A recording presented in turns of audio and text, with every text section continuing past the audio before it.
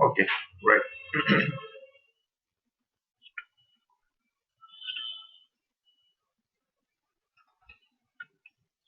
So today we are going to discuss slowly changing dimension. Okay, SCD. We call it as SCD. So prior to doing that, so SCD is nothing but an insert or update. I told you at the time of loading types, data loading types, right? So we have discussed appending the data to the existing destination table and refreshing the destination table. And third one is what? Insert or update. So insert or update means always you are trying to compare the uh, source table with a destination table based upon some business key column, so that if data is not available in the destination table, then it is going to insert those records. That means any new records which are inserted into the source table but not in the destination table, then those will be considered as newly inserted records and those will be inserted into the destination table.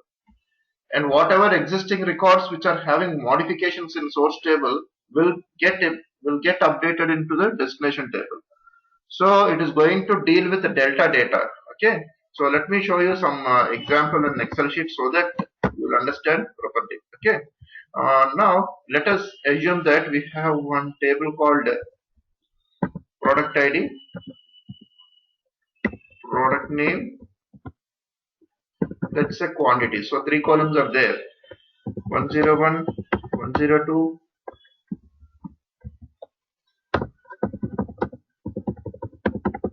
So let us assume that we have three products.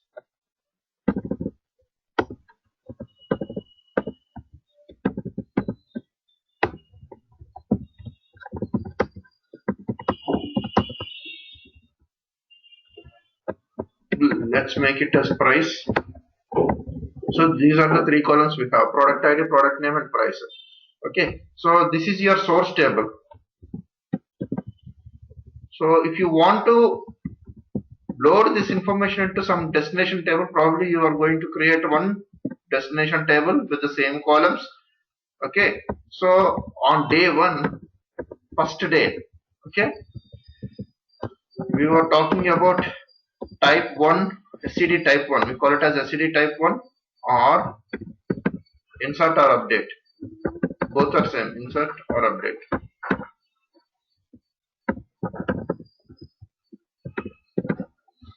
Right. So now we have structure. This is your destination table. On day one, your destination table is empty. So you are trying to insert all the records. Okay, whatever records that are available in your source table, you are going to insert all the records. We know how to load the data, right? So this is called initial load, or yes, we call it as a initial load. So what I can do, I'm going to load all the three records. Initially you are loading all the records. Okay, so this is your business key. We need to consider product ID as a business key or natural key. Business key or natural key. So we are going to use key columns as a business key or natural key. So when you say key column, the key column, it is used to identify each and every record in the table uniquely. Okay. So that will have unique values. No duplicates will be available in the business key column. Okay. Now we apply the primary key column constraint also on this column only if you want primary key constraint. Okay. Now, so what system will do? System will check for the product ID in both the source table and the destination table. Based on that ID value, it is going to consider whether the data is there or not. Okay. If data is there, then it will check for the updates. Any updates are there or not. Okay. So here on very beginning day, you do not have any data in your destination table. So system will go ahead and check the destination table and source table. 101 is there or not. So 101 is not there. So it is going to consider this data as a newly inserted record. So it is going to insert the record. And for 102 also it will not be there. That's why it is going to be inserted as a newly inserted record. 103 also same thing. So on first day you do not have any data in your destination. So all the records will be treated as a newly inserted records in the source table. So it is going to be dumped into the destination table. Now let's take the same example for the second day. Okay. In insert or update, what we are going to do, we are not appending the data to the destination table blindly, and we are not refreshing the table. We are not truncating the data, and we are not loading every time. So we are comparing the both source table and destination table. Okay. Now on day 2, there are some changes in the source table. Okay. Someone has updated the price of the product ID 102 from 20 to 40. See, I updated the price here in source table. Okay, I highlighted it in a yellow color. So 104, newly inserted record also there. Newly inserted record is there in the source table. That means these two records, 102 and 104, both records can be called as a delta data. Okay, we call it as a delta data. Why we call it as a delta data? Because any newly inserted records are there in the source table, or any existing records with the modification. See here, price has been modified. So these two records are called delta data, and SCD transformation, slowly changing dimension transformation, is going to take care of delta data only. That is the reason why we call it as a delta load or incremental load.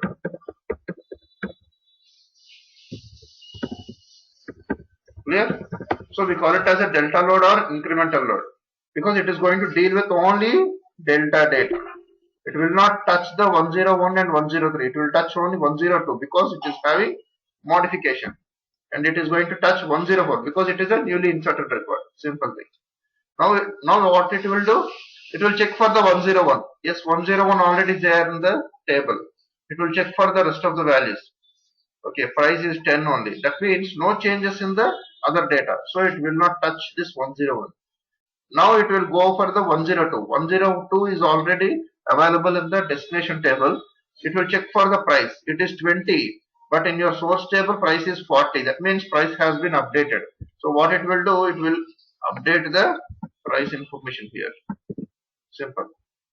Now again it will come to the 103. 103, no modification, so it will not touch. It will check for the 104. 104 is not available in the destination table, so it will treat that 104 is the newly inserted record, so it is going to insert that. So this is day 2. Like day 3, day 4, day 5. So every day it is going to compare the source table and destination table based upon the product ID information. Okay, based upon the business key. Then it will identify the delta data and it is going to update that in the product, destination table. So clear? Any doubts?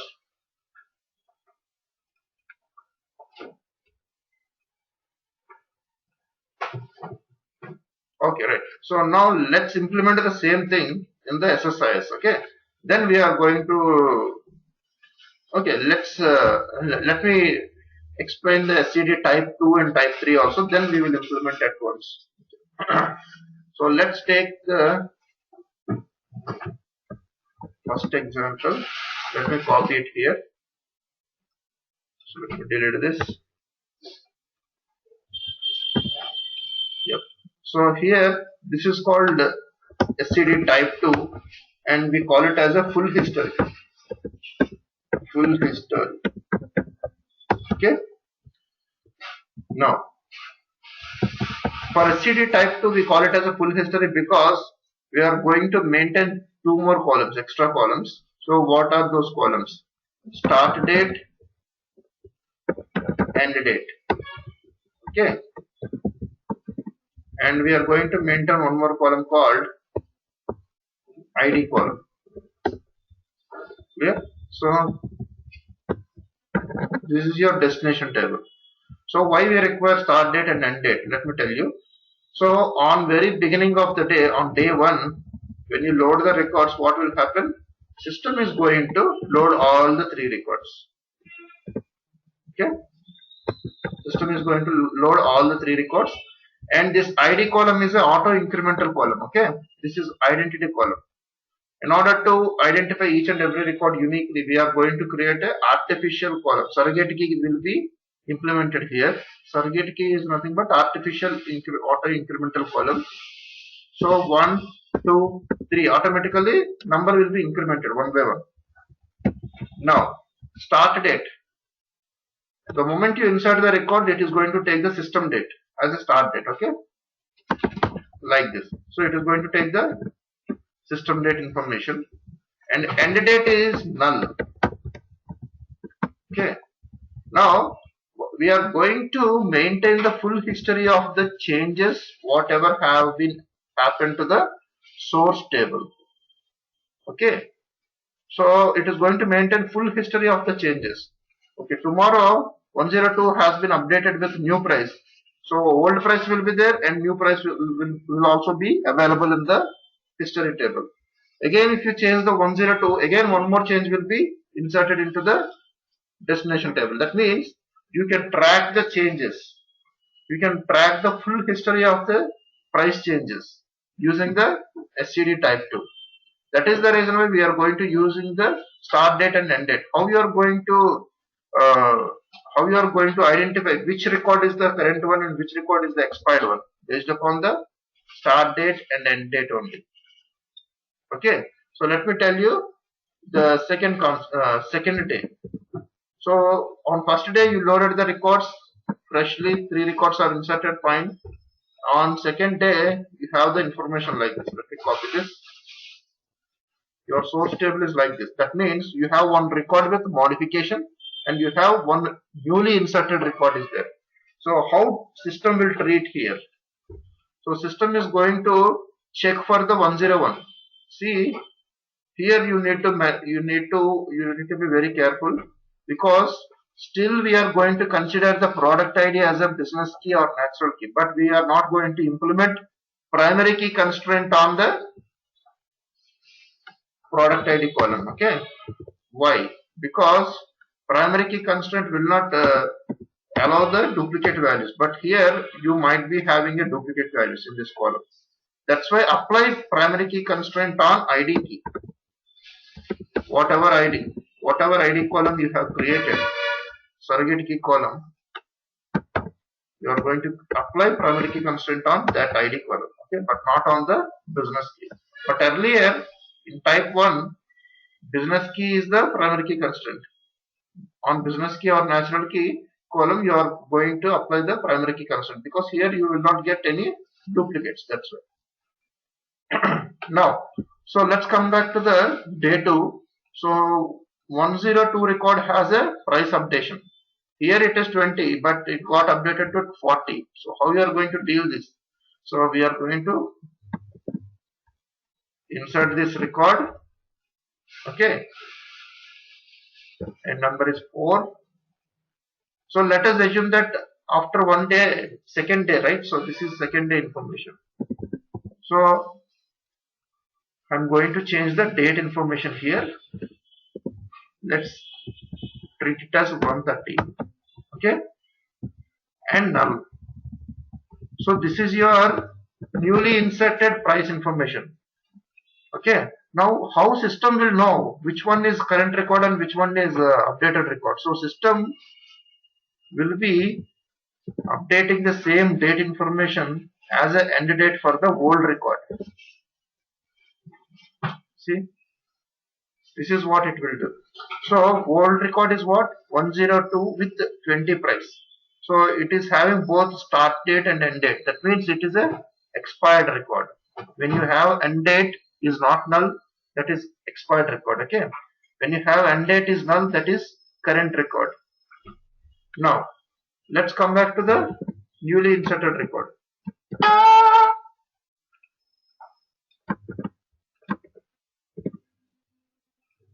5. This is common. Simple. So this would be the case. So again tomorrow one more change occurred for the 102. Again one more record will be inserted and end date will be updated for the old record, expired record. So now Whenever end date is not null, that is a expired record, old record. If end date is null, then that is a current record. Clear? Any doubts? So we are going to maintain the full history of the changes. See, 102 here also appeared, here also appeared. That's why it will not apply the primary key constraint. Primary key constraint will not accept the duplicate values. That's the reason. Okay. Now let's come back to the third example, that is SCD type 3. We call it as a partial history. Okay, SCD type 3 is a partial history. This is not full history.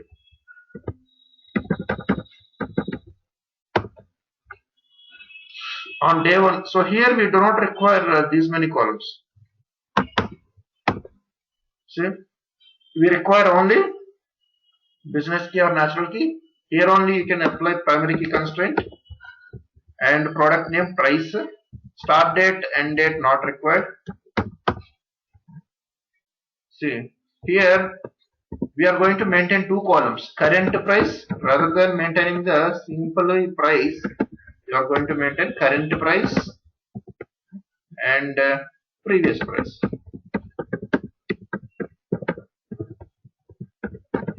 Simple. Okay, so previous price is always null if it is a fresh record, unless until it is having previous records. Okay, see, on day 1 you inserted all the 3 records, so current price will be having data, but previous price will be null. Okay, so now let us take the same example for the day 2. So on day 2 you have data like this, right? So this is your day 2 information. On day 2 you have checked the 102. 102, for 102 you have a price updation. So what it will do, 20 will be going into the previous price column and 40 will come here. Clear? So this is your existing record with modification. For 104, newly inserted record, so nothing will be there. Null. Simple. Clear? So this is what will happen. Again, tomorrow, again if you change the price of 102 from 40 to 50, then again 50 will come here, 40 will go here. So you are not going to maintain the 20 again. 20 will be removed. So that is the reason why we call it as a partial history. You are not going to maintain the full track of the changes.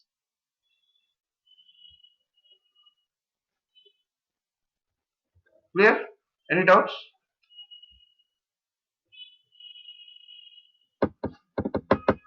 Okay, fine. So let's go ahead and implement the same thing in the SSIS. So let's go ahead and create a new SSIS package. Before doing that, let me go to the SQL Server Management Studio and let me create a source table. Create table SCD underscore S. This is my source table, and product ID integer and product name varchar 20 and the price integer. So let's execute it and let me copy it for the hello. Okay, someone hasn't. Okay, no problem. Okay, now so create table SCD. Now we are going to create the destination table for the SCD type 1. Okay, SCD underscore T1. So this is our destination table with the same columns only. Okay, let me create it. So what I'm going to do, select start from SCD source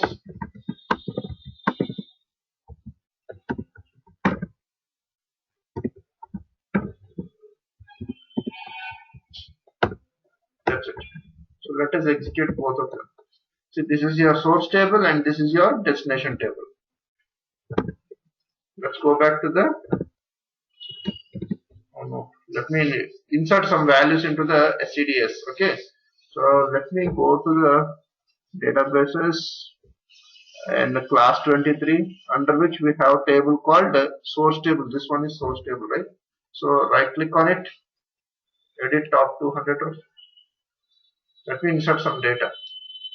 So first I'm going to insert 3 records: 101 triple A, 10, 102 triple B, 20, 103 triple C, 30.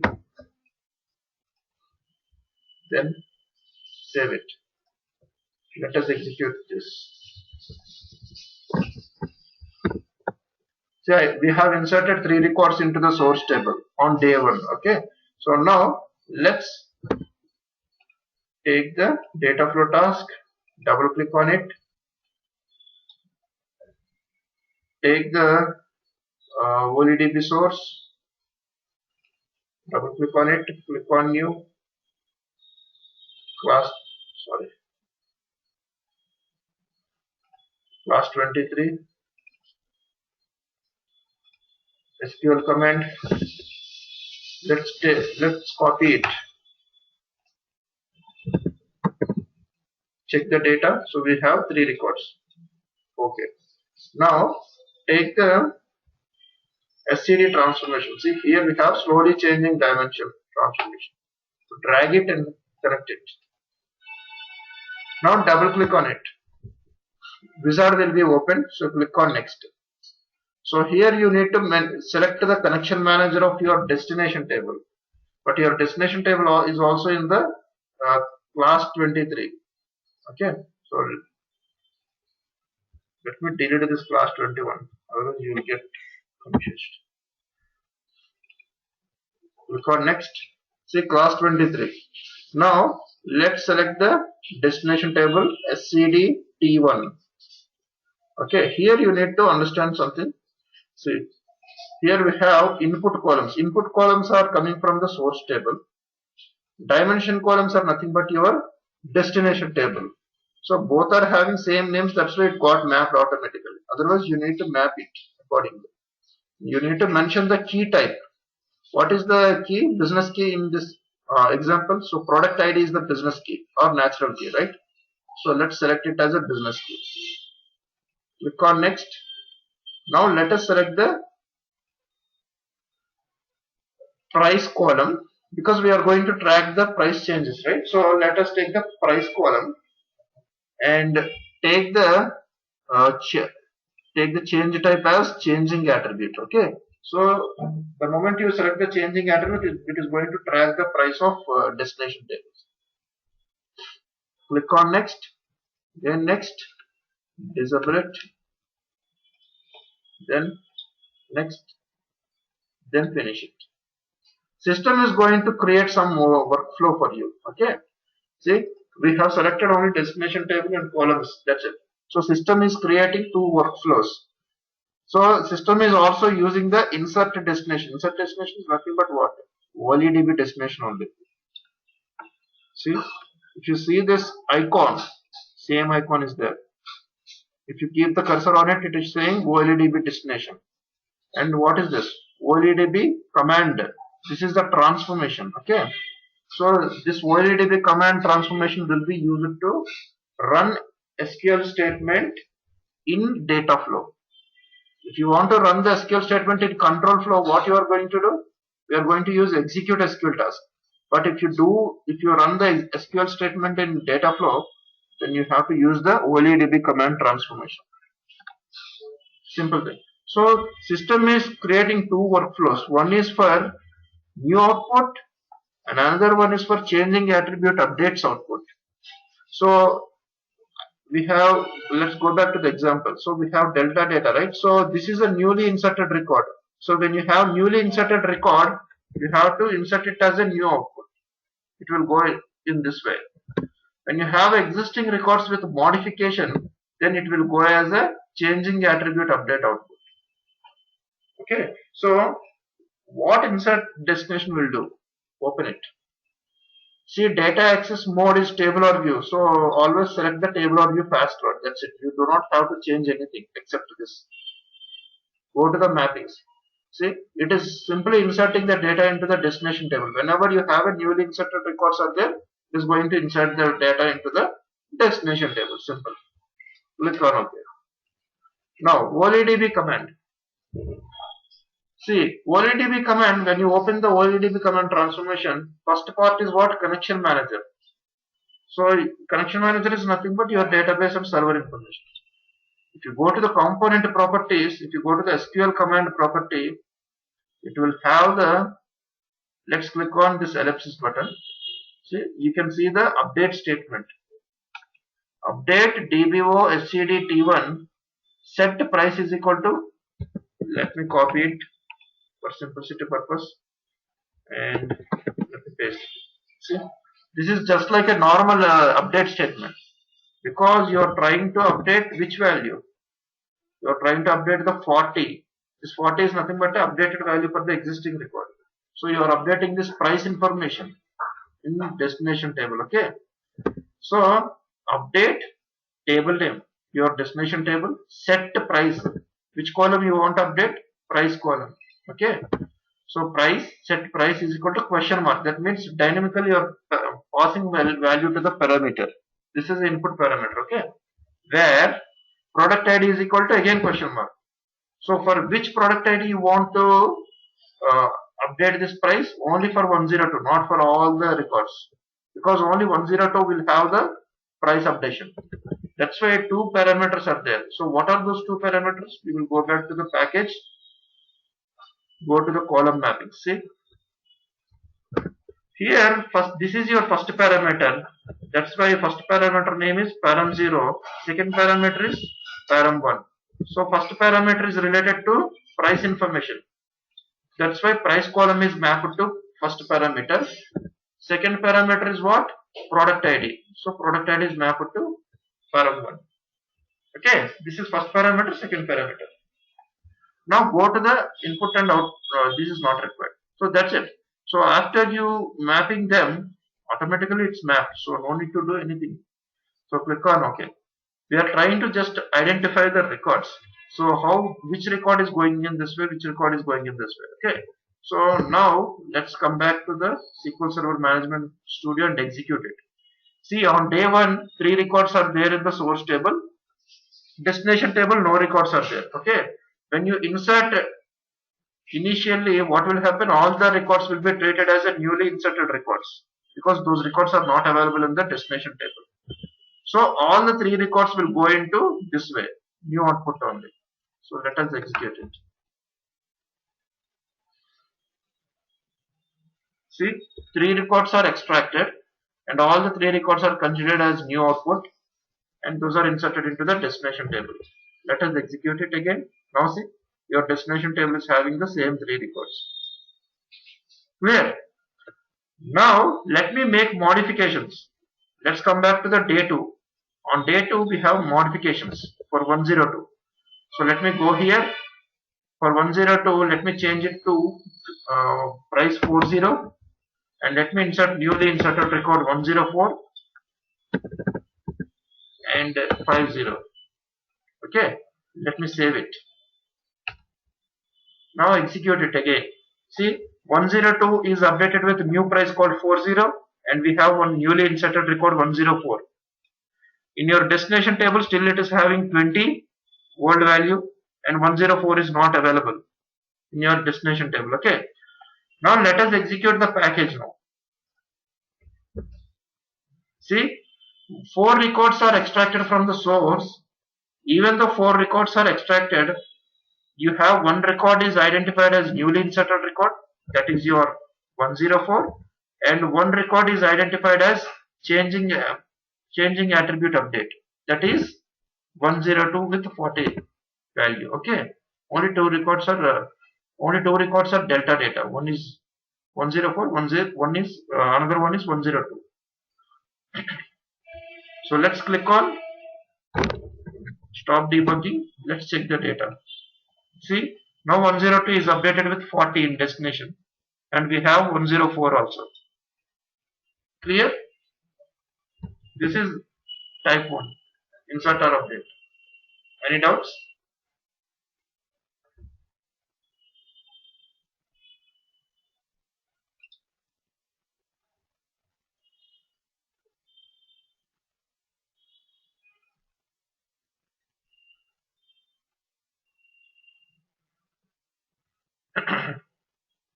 Kishore, any doubts?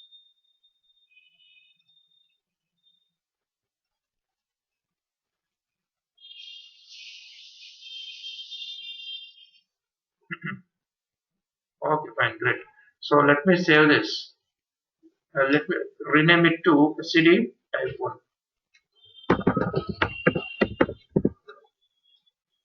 and disable it. Just give me a second, I'll come back.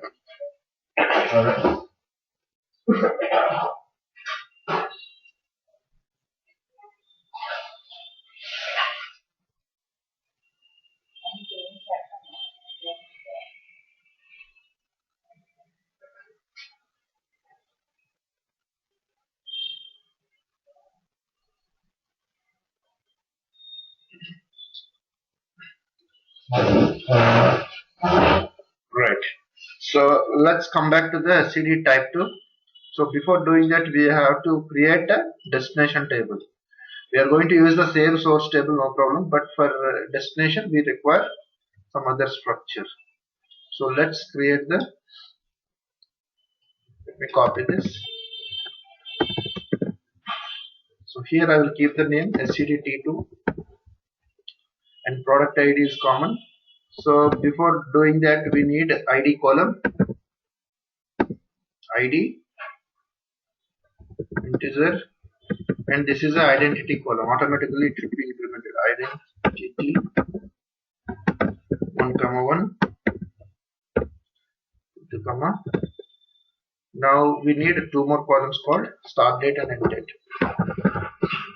Start date is date time column, end date is a date time column. That's it.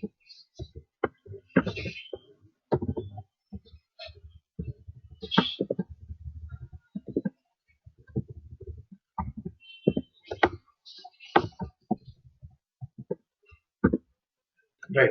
See, your source table is populated with some 4 records and your destination table is having no records. Okay.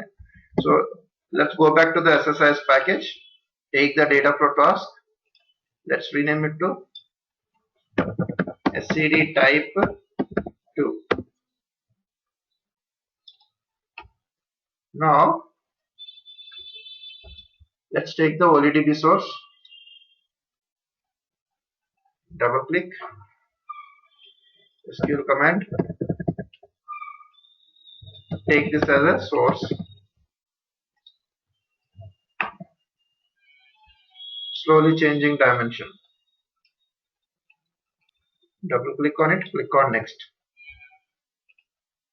Select the SCD T2. This is your second table. And now here product ID is mapped, P name is mapped, price is mapped. Start date and end date. We do not have any mapping columns here. Okay, not a problem. We need to update only key type, product ID as a business key. That's it. So click on next. So here let's select the price column and the changing type is what? Historical attribute, not the changing attribute. This time we are selecting historical attribute. Click on next. So here select use start and end dates to identify current and expired records. That means how you are going to identify whether it is a current record or expired record. See here 102 having price 20 is a expired record, old record. How do you know that? By checking the end date value, right? So when you have end date value not null, that means that is a old record, expired record. When end date is not, when end date is null, then it is not an expired record. This is the current record. Okay, so that is what. So system use the start date and end date to identify current and expired record. So start date column is what? S date. End date column is what? End date, E date. Now we are trying to provide some value to the start date and end date columns. on the fly using system variable called system start time. Okay, click on next, disable this, click on next, finish it. The moment you click on finish, system is designing a flow for you. Okay, you just need to understand this flow. That's it. This is important. See, you have already know what is new output. New output is nothing but any newly inserted records are there in the source table. Those are going to be inserted into the destination table. Fine, we know that. But what it is doing, it is sending to the union all, not directly inserting it into the destination table. Earlier it was directly inserting into the destination table, right? But now new output is sending to the union all. Union all transformation will be used to merge the data from different sources. So it is also merging the data from another source also. What is this source? Historical attribute insert output. Okay. Historical attribute insert output. That means whatever records which are having modifications, those data will go here. Okay. Let us say for 102 we have modification. So 102 will go here and 104 is a new output, so it will go here. So for 102 it is not directly going and modifying the value. It is not changing this 20 value directly. Okay, it is simply updating the end date value here and it is going to insert a new record with the new value. That is the reason why it says historical attribute insert output, not updated output. Okay, so for 102, first of all, what it will do, it has to update the end date. So how you are going to calculate the end date? You do not have end date column from your source table. In your source table you have only 3 columns. You do not have start date and end date. So how you are going to calculate that? Based upon the system variable we have selected. See, here we have a derived column transformation. Using derived column transformation, see, system is going to write an expression. See, I have selected the start time variable, right? So it is taking that start time variable and it is converting that start time variable into db timestamp, and it is taking that value and inserting that value as a end date for the product ID 102. Here that end date will come here. Okay, so let's click on OK. So how we are going to update that end date? Using OLEDB command.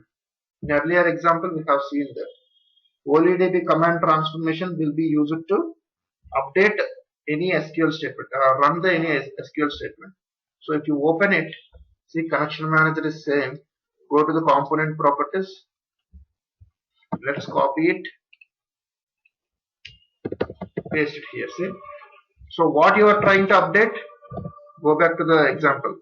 You are trying to update the end date column for the 102 product ID with the old price. Okay, old price you are not trying to update. You are trying to update only end date column.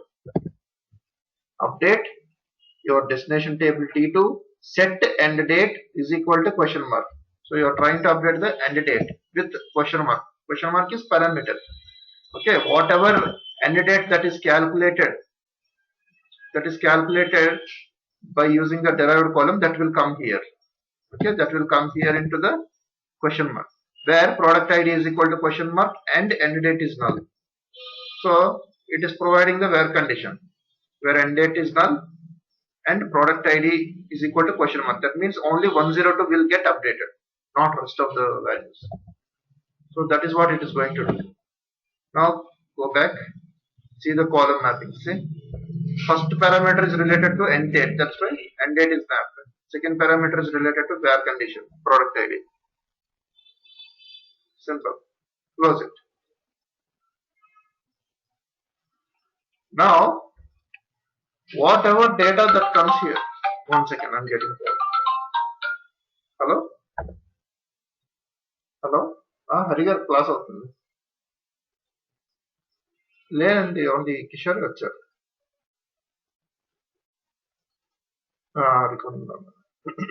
Right.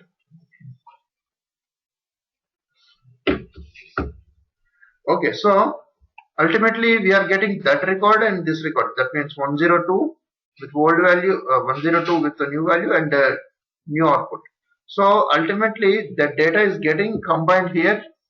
Okay, so we have updated the end date value and we have we are getting the newly inserted record also. So we merged the data here. If you open it, see, input 1, input 2.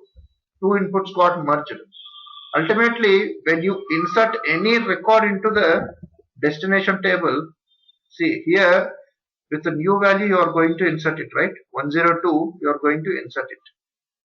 So at the time, start date should be inserted, right? So who is going to provide the start date? It is not available in your source table. That's why again derived column is created. So derived column transformation is going to create the start date based upon the system start time variable.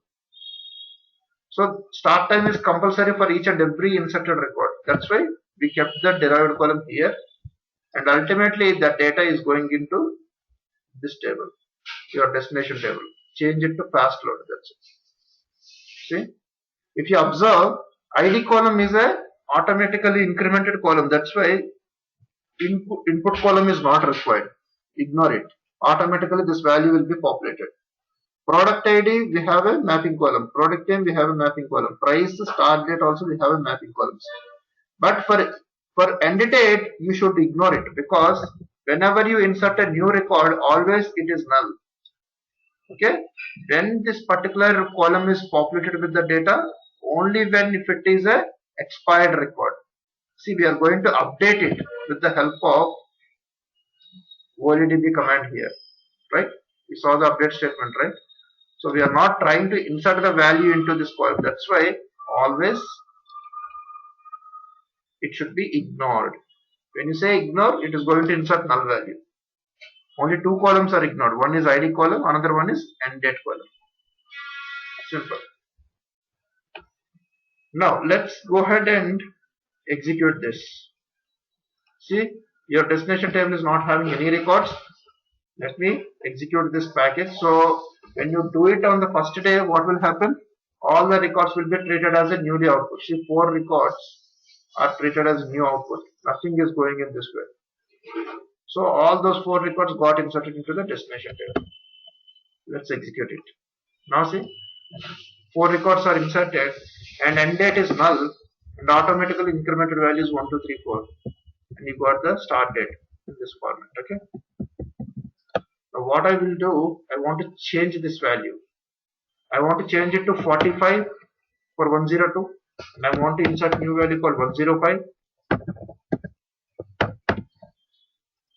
Let's execute it. Save it.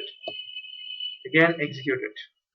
See, for 102 value has been changed 45, and new record is there 105, and your destination table still showing the 40 and 104 is the last record. We do not have 105.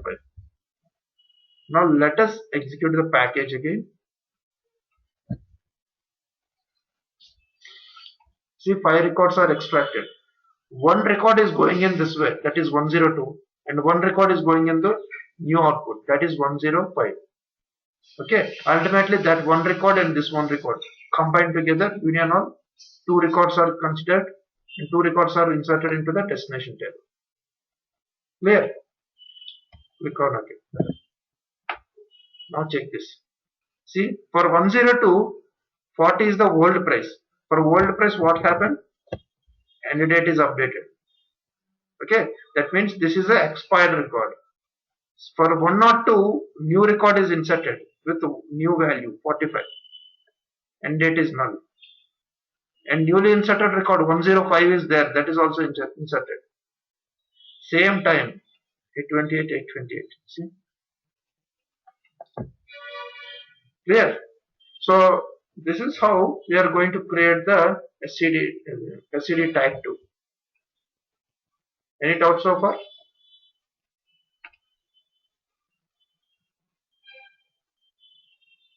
No doubts, right? So let's create the SCD type 3. For SCD type 3, we need to get the table something like this: current price and previous price. SCD type 3 T3, and let me change it to current price,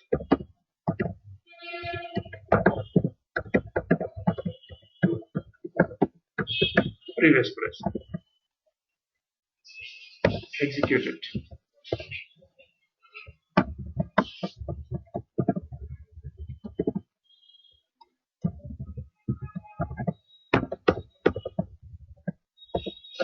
That's it. So we have 5 records in source table. In your destination table, nothing is there. Okay, product ID, product name, current price and previous price. Let's go back to the package. Let me disable it.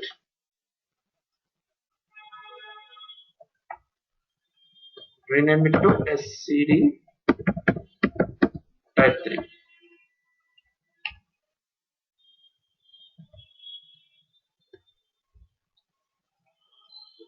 OLEDB source,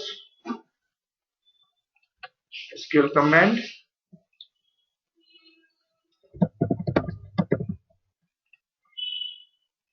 Now let's take the slowly changing dimension. Click on next.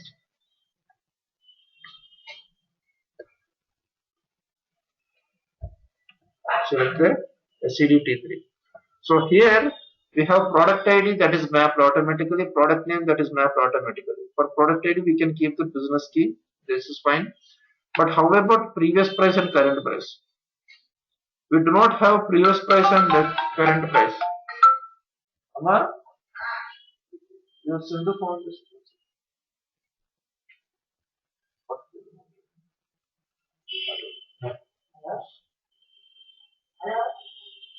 Right. So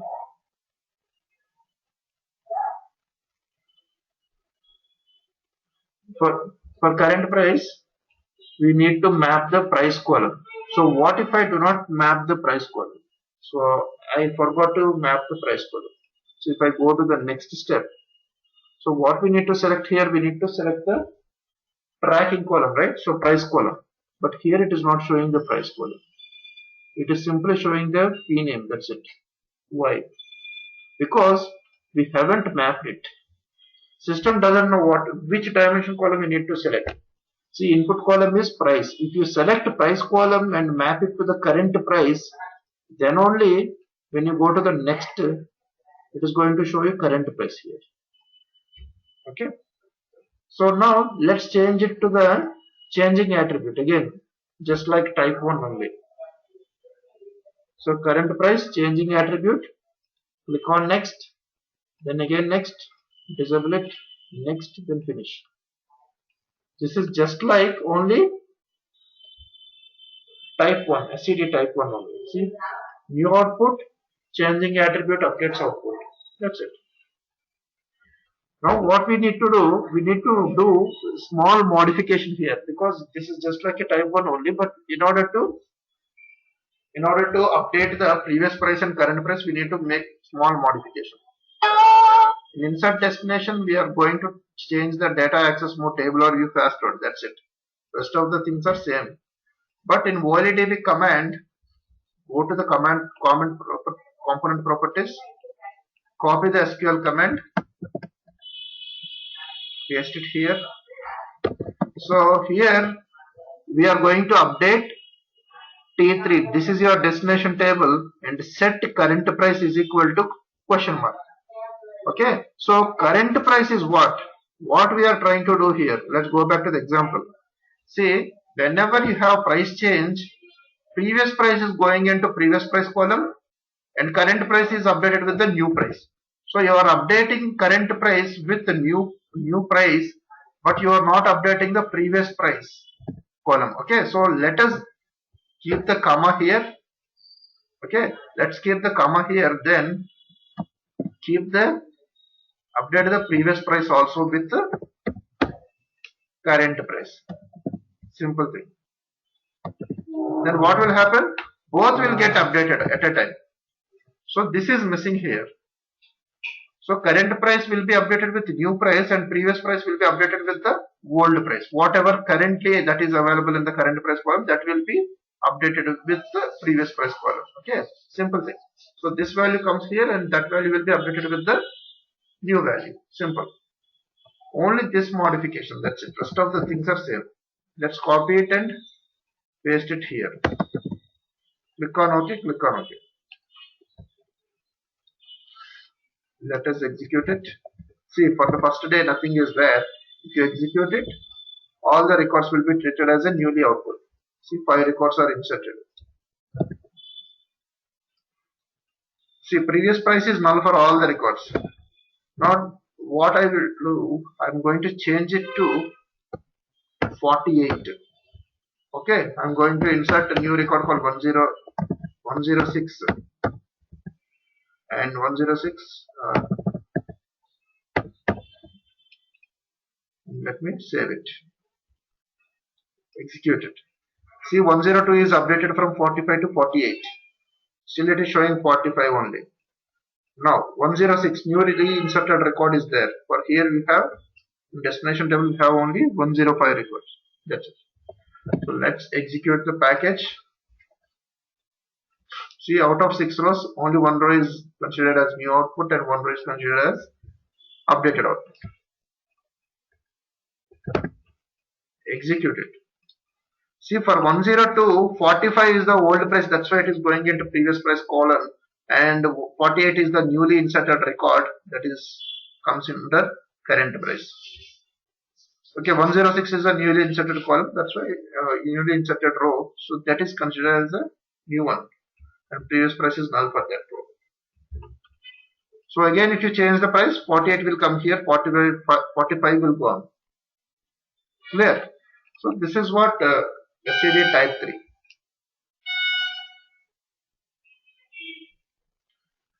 Okay, any doubts so far?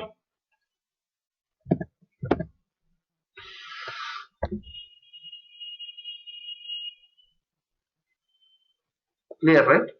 Okay, fine. So okay, so let's stop it for now, and we are going to discuss rest of the